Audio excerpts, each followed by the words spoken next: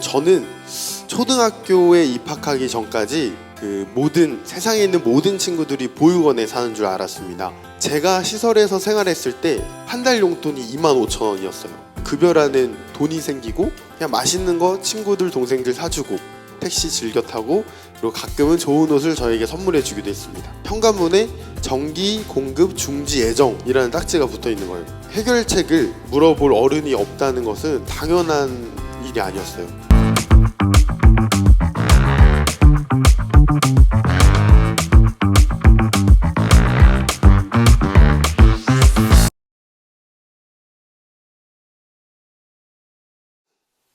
네, 안녕하세요. 저는 자립준비 청년 당사자 멘토로 활동하고 있는 박강빈입니다. 반갑습니다. 네. 오늘 제가 들려드릴 이야기의 주제는 팝송 제목에서 따왔어요. 100 bad days. 그러니까 100개의 나쁜 날들이라는 뜻인데, 이 팝송 제목처럼 저한테 나쁜 날들이 굉장히 많았습니다. 근데 이 팝송의 후렴구에는 100개의 나쁜 날들이 100개의 재밌는 이야기거리가 되어준다고 말하는데요. 이처럼 저의 삶 역시 나쁜 날들이 항상 나빴던 건 아니었습니다. 자립준비 청년이라는 단어가 요즘 방송 매체에서 많이 나오고 있습니다. 그래도 자세히 설명을 해드리자면 자립준비 청년이라는 단어 이전에 보호종료 아동이라는 명칭을 썼고 그 이전에는 고아라고 불리기도 했죠. 보호자의 부재로 시설이나 위탁가정에서 생활을 하다가 만 18세에 퇴소해서 자립을 시작한 청년들을 의미합니다. 저는 초등학교에 입학하기 전까지 세상에 있는 모든 친구들이 보육원에 사는 줄 알았습니다. 근데 그 이후에 부모와 자녀가 짝지어진 일반적인 가정의 형태를 보고 제가 일반적인 삶을 살고 있지 않구나라고 깨닫게 되었습니다. 보육원에 살았던 유년기보다 저는 자립을 하면서 겪었던 경험들이 굉장히 많은데요. 그 경험들은 제가 앞으로 살아가는데도 큰 밑거름이 될 거라고 생각합니다. 그래서 저는 오늘 여러분들께 100개의 나쁜 날들이 어떻게 100개의 재밌는 이야기거리가 되는지 이야기들을 하나씩 풀어보겠습니다. 저는 보육원에 퇴소를 하게 되면 대학교 진학은 상상을 못했습니다. 왜냐면 자립을 하려면 돈이 가장 중요하고 취업만이 자립을 위한 길이라고 생각했습니다. 근데 자립준비 청년이 대학교에 진학하면 수급자 자격이 생기고 국가장학금도 최고 구간으로 받기 때문에 등록금의 대부분을 해결할 수 있었습니다. 근데 이 사실을 알지도 못했고 알려주시는 분들도 없었어요. 그리고 먼저 퇴소한 선배들이 물류센터나 공장에서 취직하는 사례들이 대부분이었기 때문에 제가 알고 있는 자립의 간접 경험이 전부였습니다. 여러분들은 고지서를 언제 처음 보셨나요? 일반 가정에서는 아무리 10대더라도 고지서를 볼 일이 한 번쯤은 있을 것 같은데요. 저는 보육원에서 16년 동안 살면서 고지서를 본 적이 한 번도 없었어요. 저는 20살 때 취업을 해서 월급을 벌어들이고 있었지만 어느 날 퇴근을 해보니 현관문에 정기, 공급, 중지, 예정이라는 딱지가 붙어 있는 거예요. 저는 그 고지서가 스팸 메일 정도라고 생각하고 아예 쳐다도 안 봤던 거예요. 그래서 몇 달 동안 안 내니까 이런 딱지가 붙어 있었고 거기에 전화를 해서 납부했던 기억이 납니다.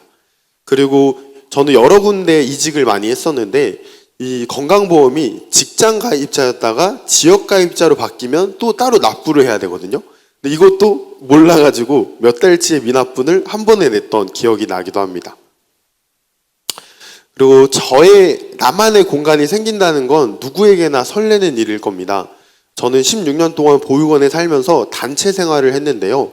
그래서 개인적인 공간이 생긴다는 것은 설레기도 하지만 설레임 반, 두려움 반 정도의 감정을 느꼈던 것 같습니다. 그래도 집을 구할 때는 좋은 집을 구하는 게 기본적인 욕구겠죠. 근데 제가 가진 자원으로 구할 수 있는 건 당연히 원룸뿐이었습니다.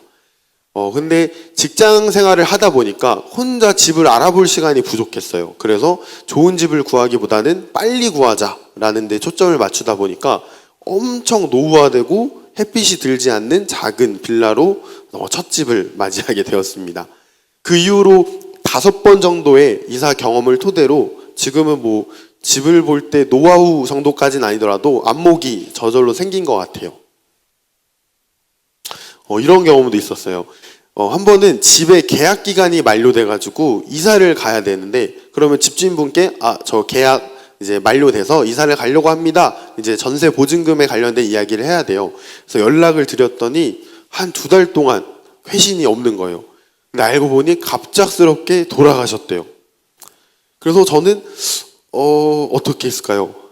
한 반년 동안 어떻게 되겠지 하고 해결되기를 기다렸습니다. 아는 게 없어서. 그렇게 반년이라는 시간을 보내고 LH 한국토지주택공사에서 이러한 일을 상담해주는 콜센터가 있다는 걸 뒤늦게 알게 되었어요. 전화를 해보니까 우체국에 내용 증명을 보내면 법무팀에서 알아서 해준대요. 엄청 간단한 일인데 저는 반년 동안 아무것도 하지 않고 기다렸던 거예요. 그래서 조금은 더 빨리 목소리를 냈다면 좋았을 텐데 라는 아쉬움과 함께 이사를 갔습니다. 다음 이야기는 여러분은 처음 월급을 받을 때 어떻게 쓰셨나요? 뭐 부모님께 빨간 내복을 사드린다든지 그런 이야기들이 있는데 저는 팡팡 썼습니다. 왜냐면은 제가 시설에서 생활했을 때 통금 시간이 오후 7시였고 한 달 용돈이 25,000원이었어요.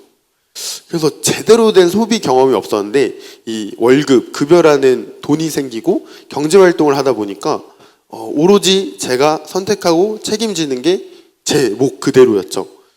근데 저는 관련한 개념이 부족해서 그냥 맛있는 거 친구들, 동생들 사주고 배달 음식 많이 시켜 먹고 택시 즐겨 타고 그리고 가끔은 좋은 옷을 저에게 선물해 주기도 했습니다. 그래서 결국은 이렇게 통장이 되었어요. 그래서 지금은 그러한 경험을 토대로 한번 이제 통장이 되고 나서 통장 쪼개기, 수익의 일부는 저축하고 비상금 소비 이런 기본적인 방식으로 당연히 개선은 되었지만 초기에는 굉장히 어려웠던 그 급여 관리의 문제였습니다. 저는 앞서 이야기한 것들이 자립이 엄청 큰일로 힘든가요? 라고 물었을 때 자립이 왜 힘든가요? 라고 다시 한번 물었을 때 저는 그냥 단순하게 명료하게 대답하고 싶어요. 처음이니까, 잘 모르니까 이 정도로 답변을 드리고 싶은데요. 저는 고등학교를 졸업한 졸업식 날 바로 자립을 시작했어요. 근데 자립준비 청년이 아니더라도 누구라도 어린 나이에 자립을 시작한다면 분명히 어려움이 있을 테거든요. 그래서 그렇지만 해결책을 물어볼 어른이 없다는 것은 당연한 일이 아니었어요. 그러니까 자립준비 청년은 처음 경험하기 때문에 당연한 것들이 당연하지 않았던 것 같습니다. 그래서 물어볼 사람까지 없다는 거는 굉장히 힘들었던 것 같은데, 그래서 저는 이제 저의 이야기를 이제 시설을 순회하면서 강연을 하기 시작했습니다. 저는 자립준비 청년에게 정말로 필요한 교육은 당사자 선배 멘토 교육이라고 생각합니다. 저처럼 어렵게 시작하지 않기를 바라면서 강연을 시작하게 되었는데요. 다음 달에도 경상남도에서 강연이 예정되어 있습니다. 어떻게 강연을 진행하냐면요. 먼저 저도 똑같이 보육원에 살면서 겪었던 경험들, 상황들, 감정들을 나누면서 시작합니다. 나는 선생님이 아니야. 나는 강사가 아니고 너희보다 먼저 자립을 시작한 선배일 뿐이야 라고 말해주듯 시작합니다. 그리고 앞서 들려드린 이야기처럼 난 이렇게 자립을 멋지게 하고 있어 라는 모범 사례보다는 오답노트 같은 이야기들을 해줍니다. 그러면 이 나쁜 날들의 경험담을 들으면서 이 친구들은 흥미로워해요. 왜일까요? 왜냐하면 이 일이 나중에 자기도 겪게 될 수 있는 일 중에 하나이기 때문입니다. 그래서 몰입도가 올라가는 거예요.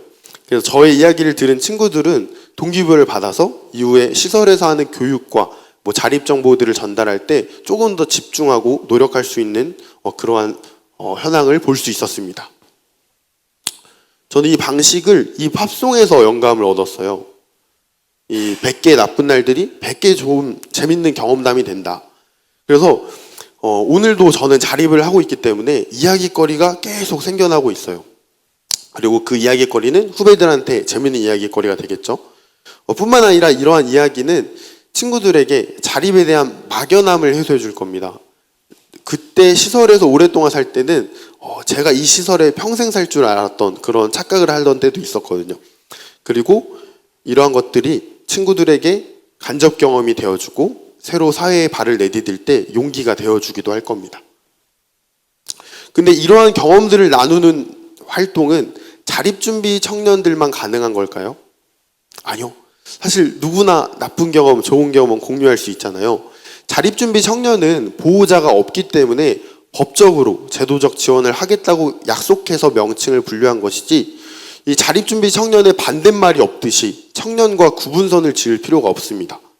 여러분도 나눌 수 있는 것들이 굉장히 많겠죠. 네. 그래서 저는 저를 움직이게 하는 힘을 이 경험을 나누는 것으로 정의하고 싶습니다. 경험을 나누는 것에는 큰 힘을 갖고 있습니다. 현재 저를 움직이게 하는 것은 100개의 나쁜 날들인데요. 좋은 경험이든 나쁜 경험이든 무엇이든 나눌 수 있다고 저는 확신합니다. 살아가면서 좋은 경험을 한다면 감사한 거고, 나쁜 경험을 한다면 좋은 이야기거리가 되겠다, 이 정도로 생각하고, 그러면 쉽게 마음을 정돈할 수 있고 그 다음에는 어떤 이야기거리가 생길까 궁금해지기도 합니다. 그래서 마지막으로 드리고 싶은 말씀은 자립준비 청년은 사회 곳곳에서 자립하고 있습니다. 매년 2,500, 2,600여 명이 나오고 있다고 하는데 꼭 금전적인 방법으로 연대할 필요가 없습니다. 만약에 주변에 홀로서기를 시작한 청년들을 발견한다면 여러분들의 나쁜 날들을 나눠주시면 좋을 것 같습니다. 그것이 그들에게 좋은 교훈이 될 수 있다고 생각합니다. 제 이야기를 들어주셔서 감사합니다.